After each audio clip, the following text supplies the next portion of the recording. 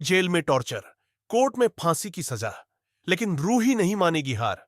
मान सुंदर में देखिए कैसे रूही बचाएगी नहर को मौत के मुंह से। दादी सोनी का खेल खत्म और बिट्टू का सच सामने। यह एपिसोड रोंगटे खड़े कर देगा। नमस्कार दोस्तों। मन सुंदर में आने वाला है सबसे धमाकेदार ट्विस्ट, जिसका आप सभी इंतजार कर रहे थे। शीतल की हालत के लिए पुलिस इंस्पेक्टर ने नहर को गिरफ्तार कर लिया है।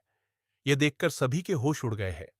दादी को तो पहले से ही पता है कि नहर बिल्कुल बेगुनाह है, लेकिन अगर दादी नहर की बेगुनाही साबित करे तो खुद फंस जाएगी, क्योंकि असली मुजरिम तो दादी और सोनी ही है।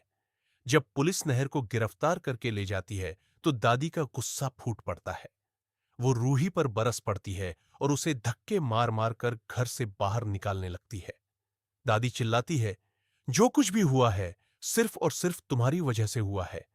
तुम्हारे कारण शीतल की यह हालत हुई और नहर को जेल जाना पड़ा। स्पर्श रूही को संभालता है और कहता है कि शांत हो जाओ, लेकिन रूही बिल्कुल दृढ़ है। वो साफ शब्दों में कहती है, मैं इस घर को छोड़कर कहीं नहीं जाऊंगी। मुझे पूरा विश्वास है कि नहर जी बिल्कुल बेगुनाह है।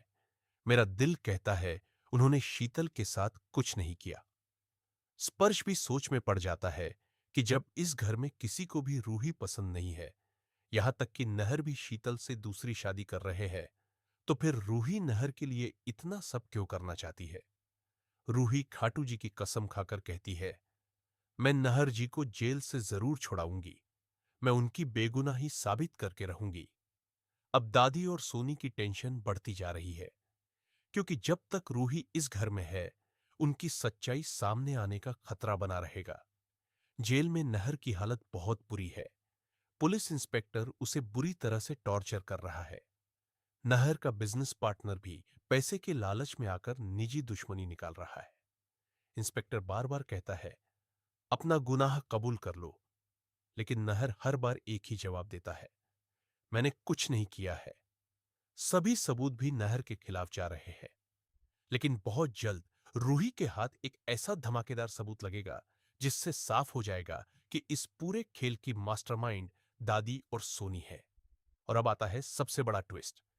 रूही एक बहादुर और खतरनाक कदम उठाती है। वो नर्स का भेष धारण करके उस हॉस्पिटल में प्रवेश करती है जहां शीतल एडमिट है। हॉस्पिटल में रूही को बहुत सारी कठिनाइयों और मुश्किलों का सामना करना पड़ता है। जब रूही की असलियत सामने आती है तो पूरे हॉस्पिटल में हड़कंप मच जाता है। दादी और सोनी को जैसे ही यह बात पता चलती है कि रूही उनके खिलाफ सबूत इकट्ठा कर रही है, तो दोनों घबराकर तुरंत हॉस्पिटल पहुंच जाते हैं। वहां वो रूही से काफी ज्यादा बदतमीजी और बदसलूकी करते हैं, लेकिन रूही बहुत होशियार साबित होती है। वो पकड़ी तो जाती है, लेकिन जिस सबूत के लिए गई थी उस सबूत को रूही पहले ही चतुराई से छिपा चुकी होती है। अब होता है सबसे दिल दहला देने वाला सीन। जब नहर को कोर्ट में पेश किया जाता है तो सबूतों के अभाव में नहर की बेगुनाही साबित नहीं हो पाती। कोर्ट नहर को फांसी की सजा सुना देता है। यह सुनकर पूरा परिवार टूट जाता है। फांसी का दिन भी बहुत नजदीक आ जाता है, लेकिन ठीक उसी दिन जब निहर को फांसी के फंदे पर चढ़ाया जा रहा होता है, उसी वक्त रूही वहां पहुंचती है।